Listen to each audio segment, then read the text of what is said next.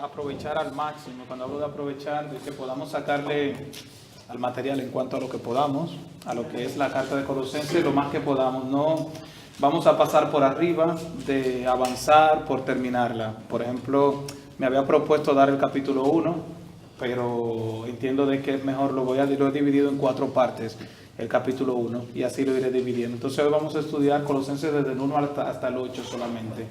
Así que y vamos a tratar de poder sacarle a esta carta todo lo que podamos, lo que el Señor nos permita. Y cuando hablo de permitir, a lo que tenemos, hasta donde podemos llegar, en base a nuestra capacidad, porque sé que otros le pueden sacar más, pero hasta donde el Señor nos permite sacarle. Quien hace lo que puede no está obligado a más. ¿Quién hace lo que puede? No está obligado a más. Pues a eso queremos. Proverbios. Enrique 21. Bueno, oramos. ¿Sí? Sí. Señor, te damos gracias por tu palabra. Te pedimos que tú nos hables a través de ella y que podamos, Señor, seguir creciendo y aprendiendo sobre ti, Señor. Es nuestro deseo escudriñar las Escrituras y poder no solamente leerlas, Señor, sino, como dice tu palabra, Señor, trazarlas correctamente y escudriñarlas, Señor. Que podamos salir edificados y usa, Señor, mi hablar, mi boca, Señor, para que tu Espíritu Santo, Señor, pueda fluir en esta noche. Nos encomendamos a ti, Espíritu Santo de Dios. Gracias, Señor, en el nombre de Jesús. Amén. Bueno, como vimos la semana pasada, vimos algunos versículos importantes, pero hoy vamos a estudiar entonces ya sistemáticamente la carta. Así pueden, cuando terminemos, pues ya tendrán todo un bosquejo.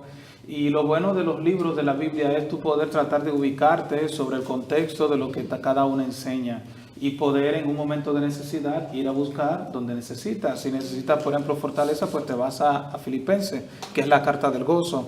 Y ahí Pablo te habla donde dice, por nada estéis afanosos, sino que presentemos nuestras peticiones. Y Pablo dice, y Pablo se goza en medio de la aflicción. Entonces, la carta de Colosenses, como hemos visto, es una carta muy doctrinal, donde podemos tener doctrinas. Si en algún momento alguien quiere tratar de desviarnos, pues vamos a la carta de Colosenses. Y si usted la conoce, rápidamente con 4 o 5 versículos puede desmontar a cualquier persona, a un testigo de Jehová, a un unitario, a una persona que cree en el asunto de los musulmanes, de esta religión. La carta de Colosenses es una herramienta poderosa para usted poder hablar sobre lo que enseña las Sagradas Escrituras. ¿Por qué? Porque habla de la vida de Cristo y aquí comienza el problema con las demás religiones. ¿Por qué? Porque nosotros creemos que Jesucristo es Dios, pues no porque lo creemos, sino porque la Biblia así lo enseña. Padre, Hijo y Espíritu Santo. Y ahí podemos comenzar a hablar sobre esto. Entonces vamos a comenzar con el capítulo 1. Y vamos a primero a verlo con esta primera parte, que sería Pablo, apóstol de Jesucristo por voluntad de Dios, y el hermano Timoteo. Y viendo así, rápidamente entramos donde Pablo lo primero que hace es dar testimonio de su llamado y de la autoridad que tenía para escribir esta carta, de que los colosenses debían de recibirla, y el problema que existía en aquel lugar venía de una fuente segura, porque Pablo había sido encomendado por Dios como apóstol. Esa palabra de apóstol y este uso que hace Pablo en este momento es como aquel notario que era muy utilizado en aquel entonces para este llamado de apostolado que tenían los apóstoles. Era como el notario, donde él certificaba y representaba ¿a quién? Al Estado. El notario representa al Estado. Yo tengo aquí la definición de notario. El notario es un funcionario público con estudios de derecho cuya intervención otorga carácter público a los documentos privados y los autoriza a tal fin con su firma. Pablo lo que está diciendo es: yo certifico en nombre de Jesucristo que me ha enviado que lo que yo estoy haciendo tiene poder legal y hay que escucharlo.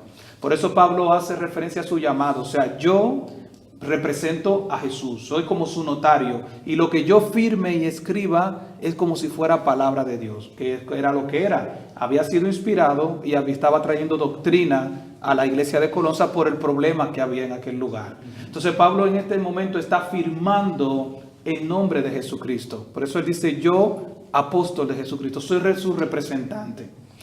Rápidamente así, la otra cosa que podemos ver hay algo más que puse, por ejemplo, de notario, para que podamos hacer la relación entre lo que era un apóstol en aquel entonces, que no es lo que tenemos hoy, que son enviados, mensajeros, aunque podemos ver en la Biblia de que también utiliza la palabra apóstol, pero realmente ya el apostolón o el apostolado de aquel entonces ya no existe, porque aquellos eran enviados con firma y puño y letra para escribir y para hablar en el nombre del Señor Jesucristo.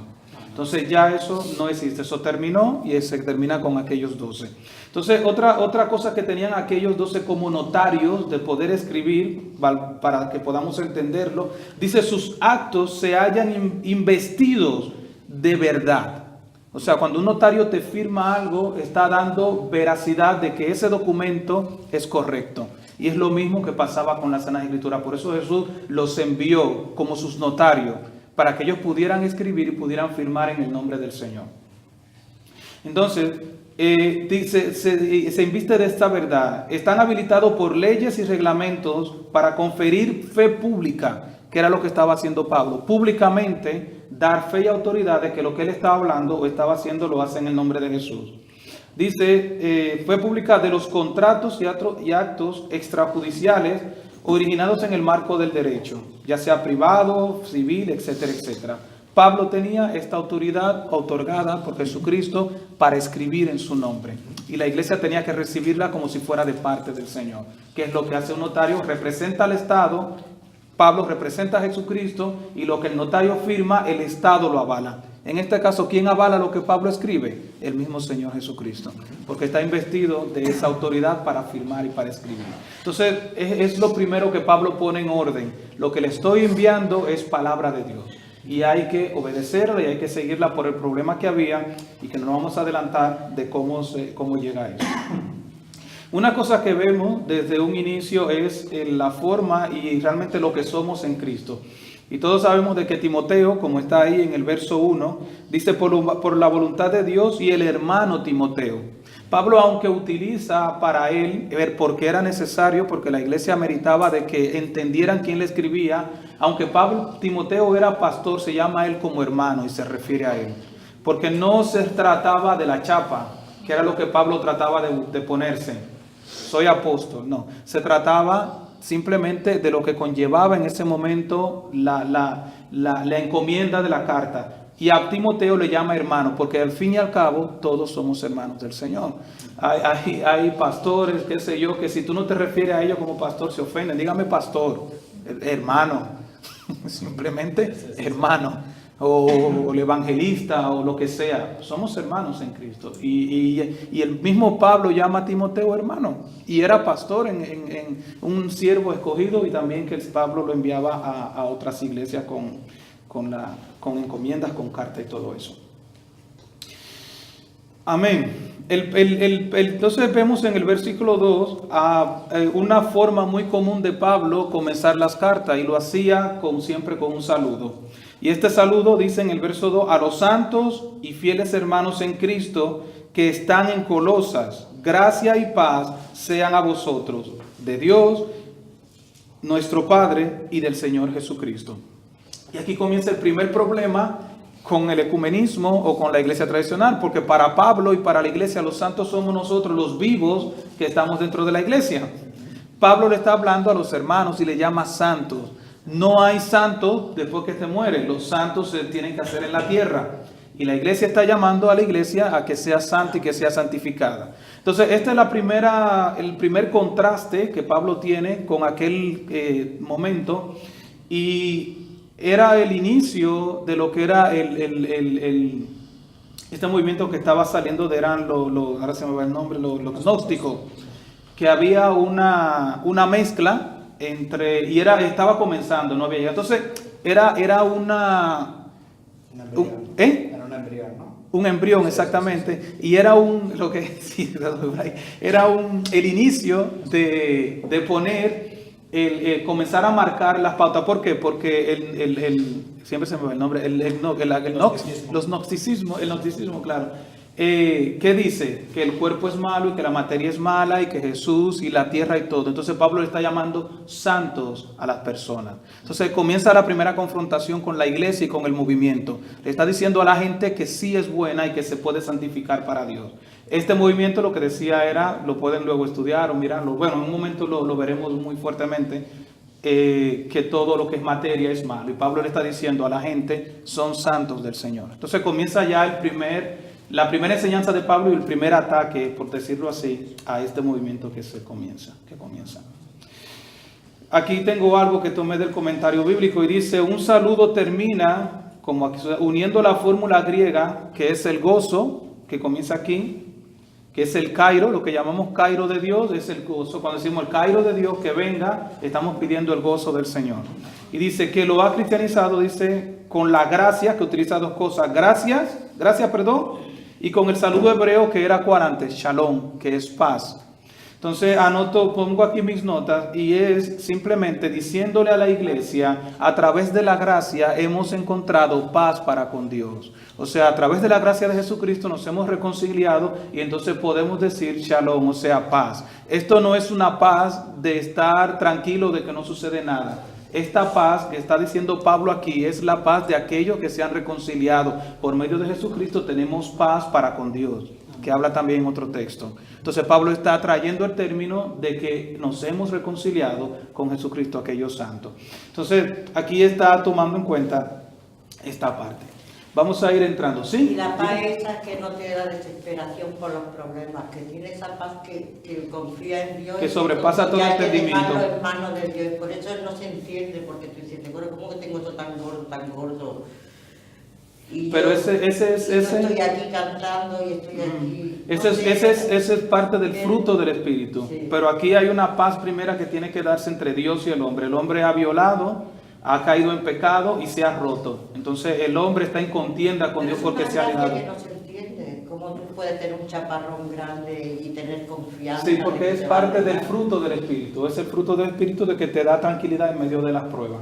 Pero esta paz que Pablo está hablando no es esa paz, porque le está hablando a los santos que por la gracia de Jesucristo se han reconciliado con el Señor. Y ha habido paz entre Dios y el hombre. Nos hemos separado y se ha roto la relación. Cuando estamos en contienda no hay paz. Así pasa con el Señor. Amén. Entonces Pablo da de notar la comunidad como un lugar de santos y fieles hermanos en Cristo. Y es otro punto también que Pablo quiere denotar rápidamente, de que la iglesia es un lugar de los santos y los fieles del Señor. Que muchos hemos escuchado las prédicas de Chuy, donde la iglesia al gusto y todo esto, y que cómo han ido cambiando las iglesias. El otro día estaba con Yocasta y no sé, pero ella me dijo, mira, fulana está haciendo concursos de belleza dentro de la iglesia. Ponen una tarima, invitan a las... Sí, de verdad, literalmente. Y ustedes hicieron. Bueno, no lo he visto. Bueno, pues yo digo que en mi iglesia de Santo Domingo lo hicieron. O sea, yo lo vi eso en la iglesia de Santo Domingo. De belleza. Y bueno, en la iglesia. Desfile de moda, exactamente. Y bueno, iban vestidas bien las mujeres, no iban, pero la iglesia no es un lugar para esto, es el lugar de los santos y los fieles. Sí. No era creyente, estaba en la iglesia. Sí. Hay que tener cuidado hoy en día porque realmente a ese texto a veces lo menciono y bueno, más adelante van a entender a veces por qué a veces, para redundancia, nos casamos con algunas frases. Y es lo que hay en nuestro corazón. Por ejemplo, nos vamos a dar cuenta que en las cartas de Pablo repetía a veces las mismas cosas. Y quizás si me oyen decir algo varias veces, es que algo que, como le va a pasar a muchos de ustedes, ¿y por qué la hermana habla tanto del amor? Bueno, quizás el Señor está tratando con su vida, no sé si me doy a entender. Entonces este versículo que lo he mencionado últimamente de no te conviertas tú a ellos, sino que ellos se conviertan a ti, pues es lo que está pasando hoy en día y se está haciendo al revés. La iglesia se está convirtiendo al mundo. Y no queremos parecer y lo queremos justificar para que los jóvenes no se vayan al mundo. Vamos a dárselo en la iglesia, vamos a hacerle fiesta, vamos a hacerle discoteca y pensamos que con eso vamos a mantener a nuestros jóvenes y se van a santificar. Y lo que estamos es convirtiendo la iglesia en lo que Pablo nunca quiso, que lo que él quería o lo que quiere la Biblia, que es el lugar de los santos y los fieles, el lugar de aquellos que se han reconciliado con el Señor. No es el mundo. Entonces, rápidamente esos 3 versículos rápidamente traen mucha enseñanza y ponen las cosas para comenzar la carta en orden. Y le está hablando directamente a la iglesia de Colosenses sobre el problema que hay, que luego y más adelante lo veremos. Y que, como lo hemos dicho, tratando de sacar enseñanza para compararla con aquello que es el ecumenismo, que es la unión de todas las iglesias y por qué no lo hacemos. Amén. Amén. A ver, dice en mis notas, bueno, es lo mismo prácticamente que he dicho. Vamos a ver ahora los versículos desde el 3 al 8. Y vamos a ir leyendo uno a uno. Vamos a leer el versículo 3. ¿Alguien que quiera leerlo? Siempre orando por vosotros, damos gracias a Dios Padre de nuestro Señor Jesucristo. Amén. Pablo era una autoridad en lo que se llamaba la oración y tenía una carga y un corazón por las iglesias. No era el típico hermano o el típico pastor que va, o en este caso él ya como apóstol, de que iba y se desconectaba, sino que él seguía enganchado con la vida de las iglesias para seguirla afirmando, pero sobre todo seguía orando. Y hay una palabra que Pablo utiliza, que era lo que le decía hace un rato, de que era parte de él en casi todas las cartas. Por ejemplo, si vemos en el verso 3, ahí él utiliza la palabra siempre, de la constancia. Pablo era constante orando, se mantenía en la oración, cosa que nosotros no hacemos, desmayamos. Tenemos una necesidad, una petición y a la tercera nos cansamos y lo dejamos. Si nosotros vamos al verso 9 ahí mismo para ir viendo, que dice también, por lo cual también nosotros desde el día que lo oímos, ¿qué dice Pablo? No cesamos de orar por vosotros y de pedir que seáis llenos del conocimiento de su voluntad en toda sabiduría e inteligencia espiritual. No vamos a leer el 9, pero vamos a ir a ver todos los sitios donde Pablo dice que oraba y cómo lo hacía. En Efesios también... Esta palabra me la está diciendo, que hay que tener sabiduría y discernimiento para...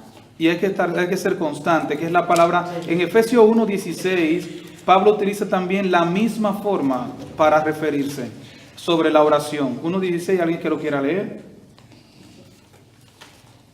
16. Efesios 1:16, sí. ¿Sí? No ceso de dar gracias por vosotros, haciendo memoria de vosotros en mis oraciones. La misma palabra, no ceso. Continúo. En el versículo 3 de Colosenses dice que lo hace siempre. En el 9 que él no cesamos. Y ahora en Efesios dice la misma palabra, no ceso. Y en Romanos 1, 8 y 9 también.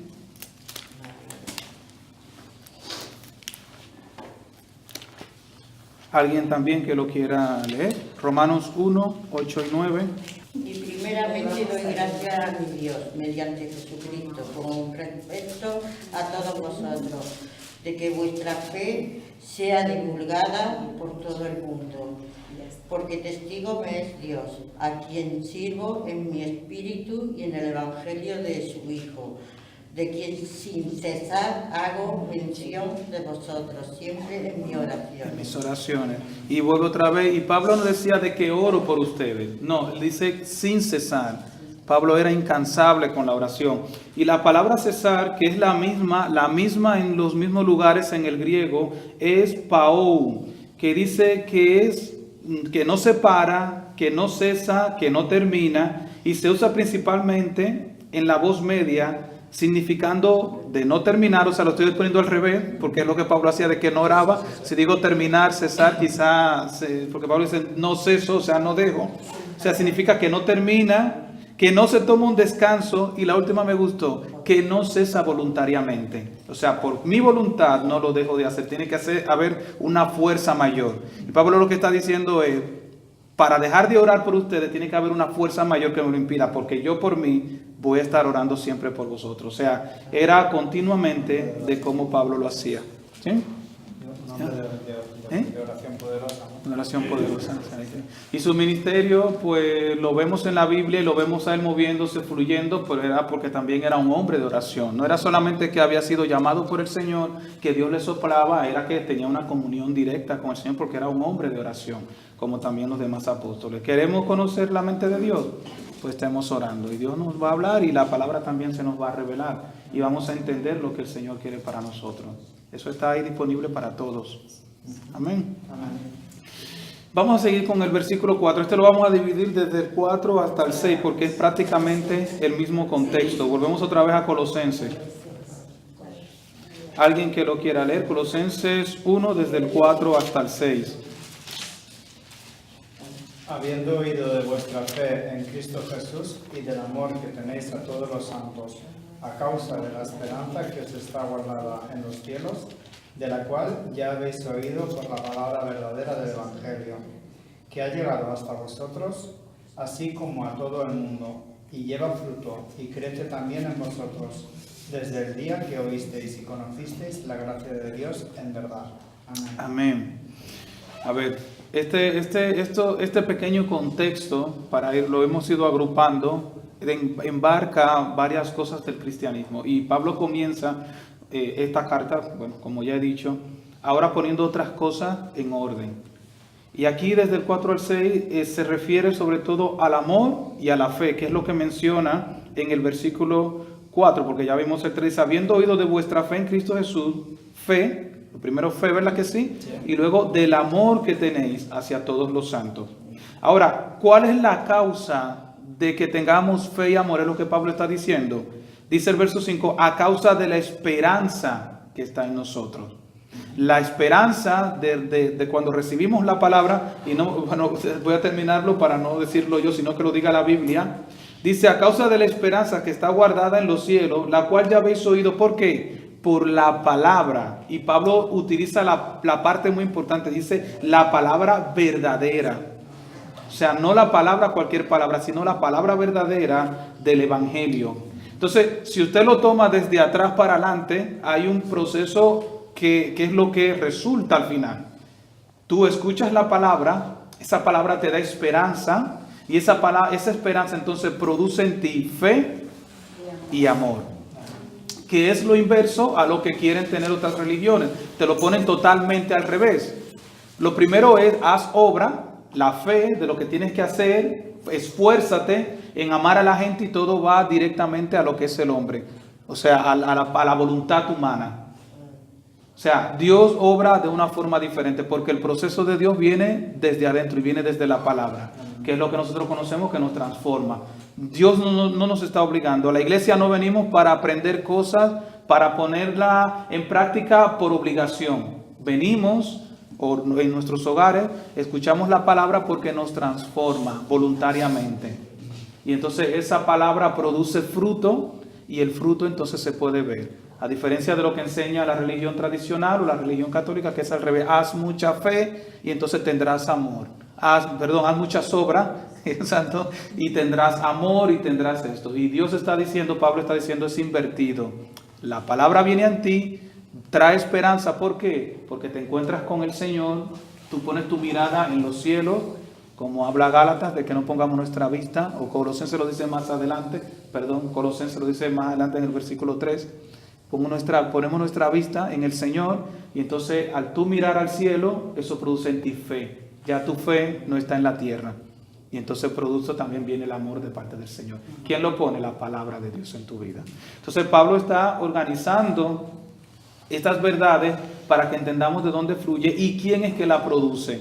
Que era también parte del problema que tenía la iglesia de Colosa, donde se estaba metiendo el gnosticismo, gracias, y esto estaba corrompiendo la forma. Era Jesucristo y algo más, que es lo que pasa también con otras iglesias. Tienen a Jesucristo, pero tienen a los santos, tienen a Jesucristo y tienen a la Virgen María, no, Pablo está diciendo solamente en Jesucristo. Y su palabra es la que nos transforma. Pablo hace referencia al conocimiento en el versículo 6 para dejar claro ¿Dónde descansa este? Y descansa en la gracia de Dios. Incluso ahí lo menciona, que ha llegado hasta vosotros, así como a todo el mundo, esa misma palabra que produce la fe y la esperanza y lleva fruto. Y crece también en vosotros desde el día que oíste y conociste el ¿qué? La gracia de Dios. En verdad, esa gracia que produce.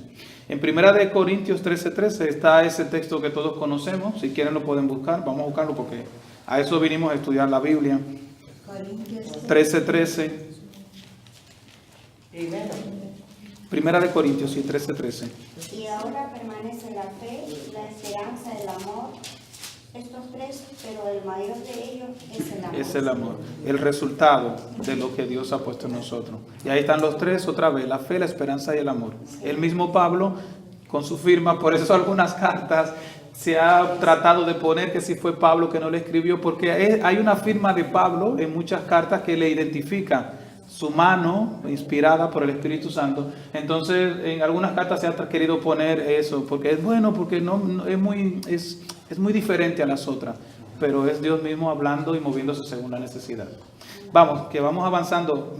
Por eso no quise hacer el capítulo entero, porque nos vamos a ir aquí tarde. Yo creo que vamos a saber lo más que podemos sacarle a estos 8 versículos hoy en la noche. Vamos por el 4 al 6, ¿vale? Nos quedan, pero todavía vamos a aprender un poquito. Vamos a ir a Hebreos 6, 18, 19. ¿Dónde tiene que estar anclada esa esperanza? Hebreos 6, 18, 19.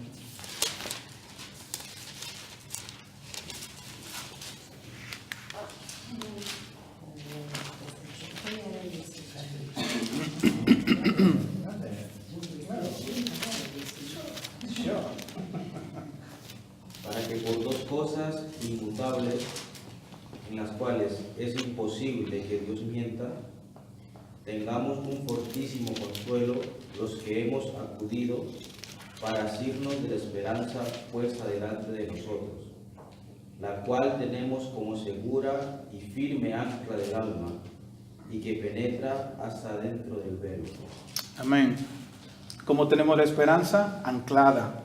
Es lo que nos da fe, lo que nos mueve, la esperanza en nuestro Señor Jesucristo. Entonces yo hice aquí algo que en un momento que pensaba traer alguna diapositiva, pero bueno, es que sería una secuencia, una palabra verdadera que nos hable cuando predicamos la palabra verdadera, la palabra de Dios. Es lo primero que comienza en nuestra vida, produce una esperanza. Yo estoy perdido, yo necesito tener una esperanza con Dios, y entonces comienza una fe hacia esa esperanza y un amor, fruto de lo que Dios ha hecho en cada uno de nosotros. O sea, es la secuencia, y no se puede pasar, la palabra de Dios nos enseña. El verso 6 habla de algo muy importante. Volvemos a Colosenses, ¿eh? ¿Sí? ¿Lo tienen apartado? Es que márquenlo con algo ahí, que nos vamos a estar moviendo y viendo algunos versículos, pero siempre volvemos. La palabra de Dios utiliza ahí hay un verbo muy importante que no podemos dejar pasar por alto en este proceso de la palabra, y es lo que llama ahí en el verso 6, que ha llegado a vosotros así como a todo el mundo, y lleva fruto, y dice, y crece. Y ese verbo no puede dejarse a un lado estudiando este pasaje, porque estamos hablando de que la palabra de Dios debe de crecer en cada uno de nosotros. Es lo que está diciendo. Tiene que ir llenándonos. La palabra crece y yo menguo, como dijo Juan. Es necesario que tú crezcas, porque Jesús, ¿qué era? La palabra. Dijo, yo soy la palabra, yo soy la vid, yo soy la palabra. Y es necesario de que Él crezca en nosotros. Es lo que Pablo o la palabra está diciendo aquí, de que esa palabra tiene que llevar fruto y crece, dice, y crece también en vosotros, o sea, en cada uno de nosotros. Desde el día que la oímos, la conocí y conocimos lo que era la gracia de Dios en verdad. Ese crecer también, vamos a ver algunos versículos, no lo voy a decir todo para que avancemos, porque ya tenemos un ratito, cualquiera lo ve, pero el tiempo va pasando, ya tenemos media hora. Vamos a ver algunos versículos. Crecer en el griego es ausano, el mismo crecer que está aquí. se utiliza en unos textos que le voy a dar ahora para que entendamos la misma connotación de qué sucede. Y esto tiene que con crecer o aumentar. Dice del crecimiento de aquello que tiene vida, es lo que se está refiriendo aquí. ¿Por qué? Es muy importante esto. Porque hay muchas cosas en la vida, pero no todas crecen. Y me refiero, hay cosas que pueden estar vivas y no crecen. ¿Por qué? Porque están enfermas. Lo que está enfermo tiene problemas para crecer. ¿Es así o no es así? No se desarrolla a plenitud porque está enfermo. Pero lo que aquí está diciendo es que tiene vida, lo que está, o sea, que está vivo y está sano. Este crecimiento, dice, ya sea natural y espiritualmente. Se usa transitivamente y significa hacer aumentar. Dicho de dar crecimiento a los creyentes, y algo muy importante que dice aquí, porque es personal, individualmente. Aquí, cuando Pablo está hablando, le está hablando a la iglesia, pero específicamente de que esa palabra debe de crecer en mí personalmente, en cada uno individualmente. No es el crecimiento colectivo, va a venir del crecimiento personal que Dios tiene conmigo. Aquí no está hablando ya en forma congregacional, la iglesia que crece, porque eso sería crecimiento quizá numérico. Pablo se está refiriendo a la palabra que crece personalmente en cada uno de nosotros. Y es lo que la palabra de Dios quiere, de que ella crezca y nosotros menguemos. Algunos textos, solamente les voy a dar dos. Efesios 4:15. Y vamos ahí mismo en Colosenses, vemos el 10, que también es la misma palabra de crecer, se utiliza también en el verso 10.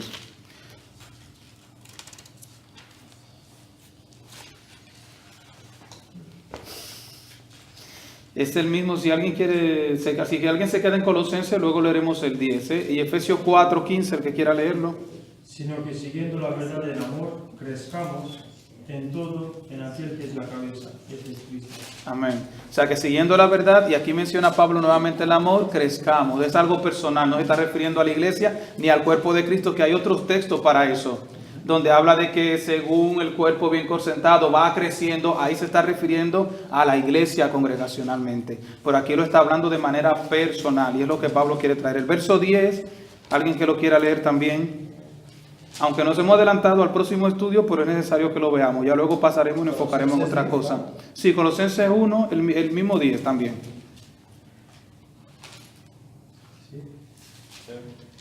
Sí, lo leo yo. Sí. Para que andéis como es digno del Señor, agradándole en todo, llevando fruto en toda buena obra y creciendo en el conocimiento de Dios. Amén. Algo personal, creciendo y llevando fruto, y lo menciona nuevamente. Ahora, no sé si ustedes se fijaron, ahí hay una palabra también que la menciona dos veces. La menciona en el versículo 5 y la menciona en el verso 6, y es la palabra verdad. Está Pablo o la Biblia atestiguando de la verdad. Siempre nos vamos a topar con gente, ¿y por qué tú crees que tú tienes la verdad y no la tienen nosotros? La palabra de Dios no la tengo yo. Estudiamos la palabra de Dios y ella es la que nos habla, y estamos tratando de utilizar y de estudiar la misma palabra sana que Jesús dejó. Por eso estamos estudiando la verdad. No tenemos una Biblia trucada, una Biblia alterada, una Biblia que se ha modificado. Estamos tratando de estudiar la verdad que está aquí en la palabra de Dios.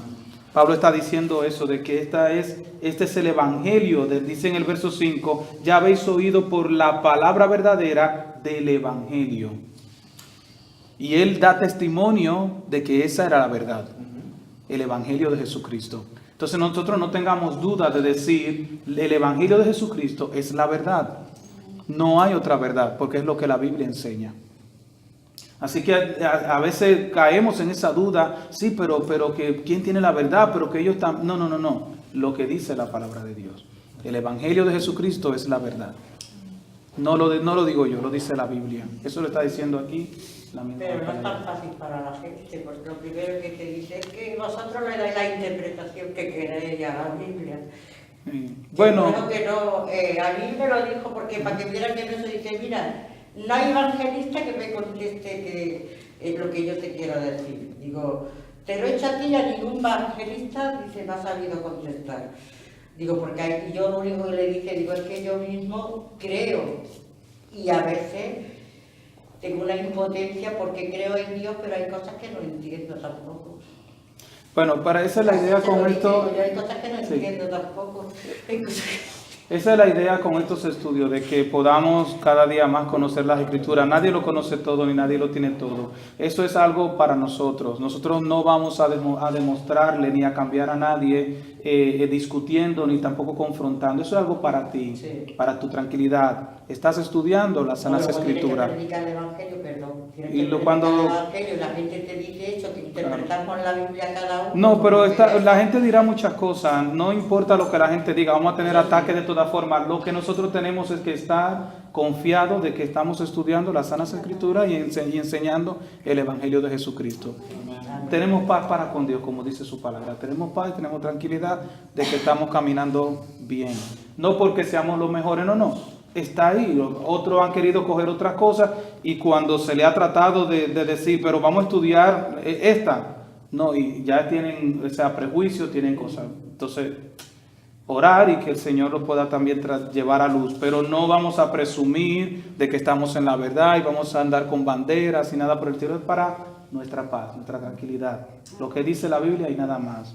Amén. No queremos agregarle más nada. Amén. Amén. Entonces, hay una pregunta muy importante que yo me hice mientras preparaba esto y me la hago a mí mismo. ¿Cómo yo puedo saber de que la palabra está creciendo? Porque es lo que Pablo está tratando de llevar a la iglesia, que la palabra crezca.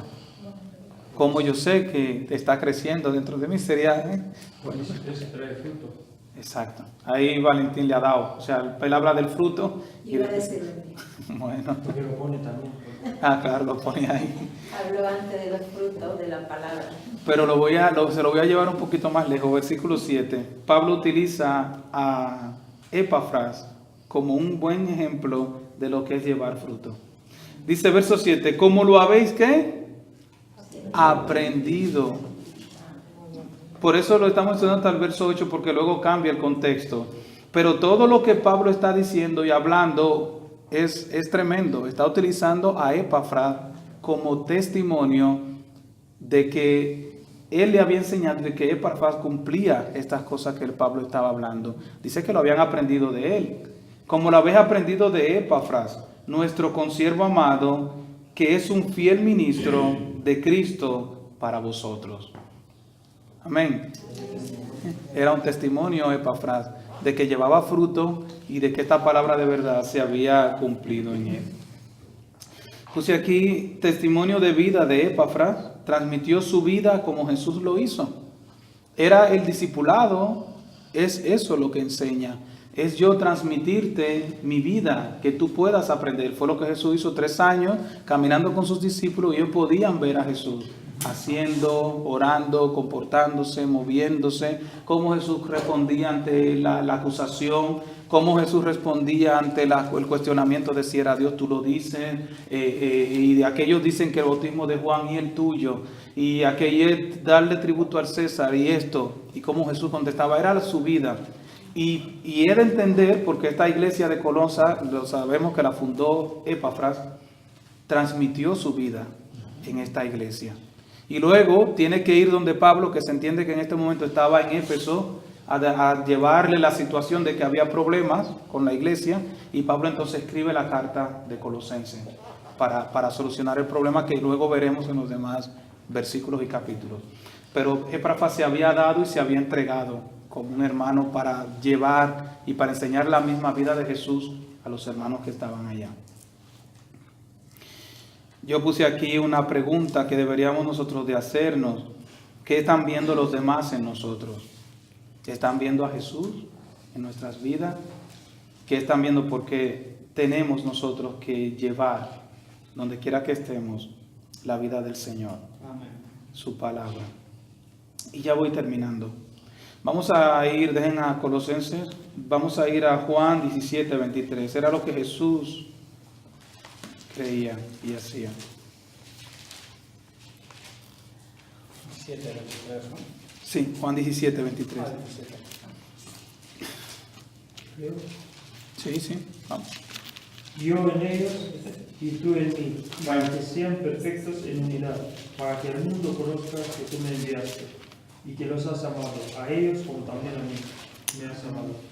Amén. También me has amado. Léelo otra vez, ¿vale? Sí. Yo en ellos y tú en mí, para que sean perfectos en unidad, para que el mundo conozca que tú me enviaste y que los has amado a ellos como también a mí me has amado. Amén. Amén. Amén. Amén. Amén.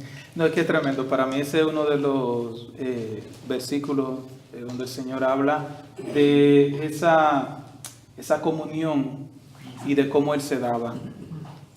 Tú en mí, o sea, yo recibo de Dios, entonces yo puedo darme a la gente y yo en ellos. O sea, el mismo Jesús hablando de cómo Él se dio y cómo se duplicó, por decirlo así, en sus discípulos. Era formar 12 pequeños Jesús o Cristo, por eso decimos cristianos, porque somos pequeños Cristo, es lo que debe de ser, para enviarlos y para salir a predicar. Y es lo que también la palabra de Dios nos enseña en Colosenses. Ya voy terminando. Aquí Jesús utiliza una palabra que dice, yo en ellos y tú en mí, para que sean perfectos en unidad, para que el mundo conozca que tú me enviaste y que lo has amado a ellos como también a mí me has amado. No, y la palabra es en Colosenses. Tengo aquí aprender, pero está allá, si lo tienen marcado. Y ya terminamos con unos 3 o 4 versículos más o menos. Y ya terminamos.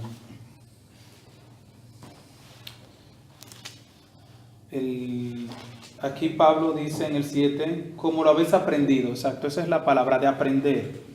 Que era lo que había pasado con los colosenses, lo habían mirado y habían aprendido de él. Pues esta palabra en el griego también significa mantano y denota aprender, como tiene que ser.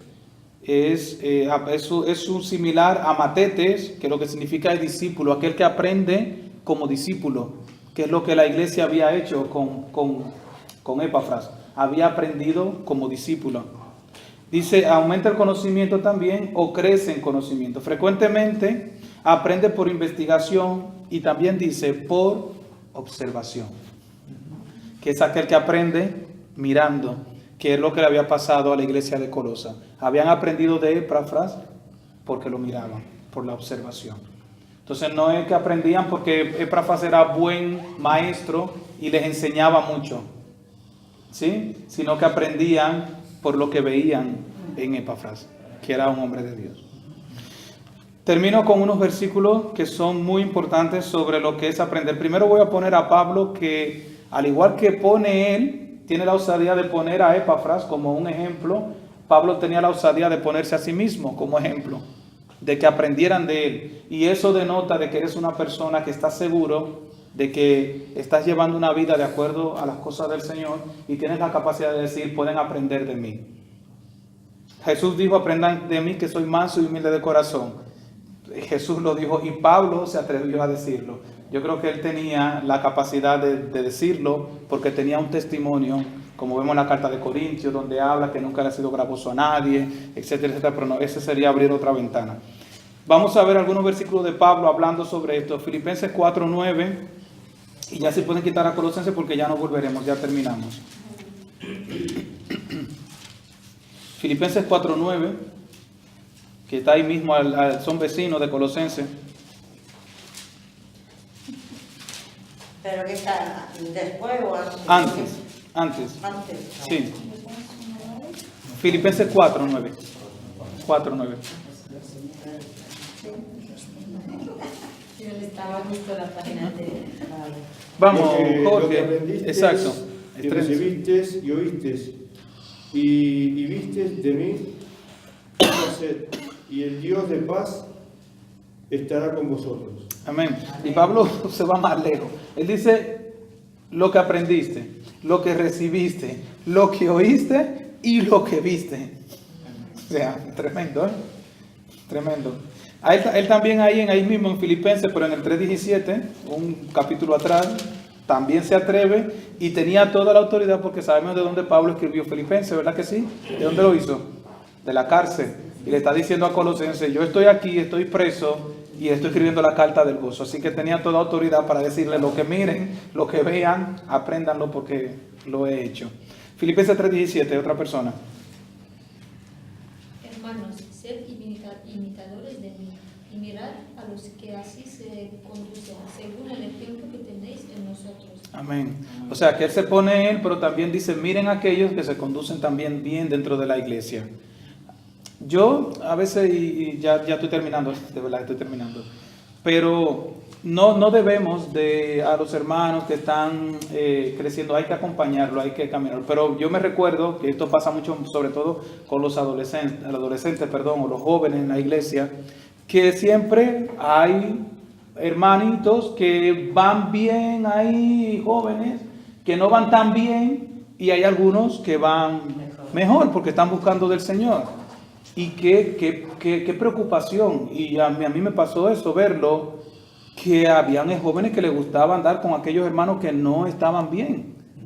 Y la Biblia lo que dice es que trates de imitar a los que andan bien. Y no me gusta ponerme, pero yo no era del grupo, del grupito de los populares y todo esto, porque no era de los chistes y estas cosas. Y el otro día yo hacía revisión y le decía, me daba pena, de verdad me daba pena, lloraba, y no lo digo así con toda la seguridad, porque muchos no están hoy en el Evangelio, de esos muchachos que estaban, que eran los populares y todo esto, porque eso tarde o temprano te pasa factura. Yo creo que todos lo hemos vivido, ¿verdad que sí? Yo me acuerdo también, claro, en los jóvenes, y a veces salimos de la iglesia y nos fuimos a la esquina, algunos tomaban un autobús para casa y uno se puso haciendo disparate y yo lo miraba, pero este está con nosotros en la iglesia. ¿Y qué está haciendo? ¿Qué pasa? No, entonces a veces digo, claro que están los malos en la película también. Así es, así es. Así que no es que a los hermanos que lo ignoremos, si podemos ayudarlo a crecer, pero si quieres crecer, trata de imitar a los que caminan bien dentro de los caminos del Señor.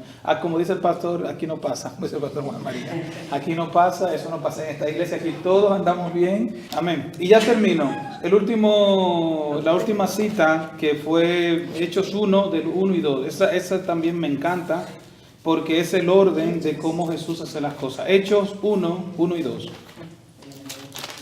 Y ya termino. En el primer tratado, oh Teófilo, hablé acerca de todas las cosas que Jesús comenzó a hacer y a enseñar, hasta el día en que fue recibido arriba, después de haber dado mandamiento por el Espíritu Santo a los apóstoles que había escogido. Amén. ¿Vamos a leerlo otra vez? Sí, leerlo otra vez, ¿vale? En el primer tratado, oh Teófilo, hablé acerca de todas las cosas que Jesús comenzó a hacer y a enseñar, hasta el día en que fue recibido arriba, después de haber dado mandamiento por el Espíritu Santo a los apóstoles que había escogido. Amén. Miren que el versículo 1 dice que de lo que Jesús, ¿cómo es el orden? Comenzó a hacer, ¿y qué luego hacía? A enseñar. Nosotros somos muy buenos para enseñar, pero de hacer nada. Lo primero es hacer y enseñamos. Los discípulos vieron en Jesús haciendo y Jesús entonces le enseñaba. Jesús decía algo, explícanos lo de la parábola, explícanos que no entendimos, explícanos. Pero Jesús primero hacía y luego enseñaba. Ese es el orden. Amén.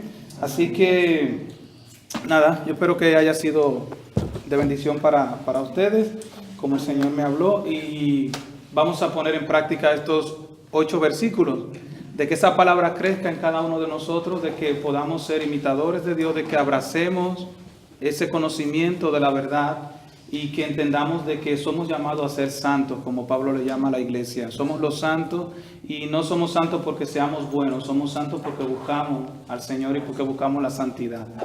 La santidad no es un estado, es un camino, es un caminar con el Señor, y cada día vamos dejando cosas en el camino y nos vamos acercando cada vez más al Señor.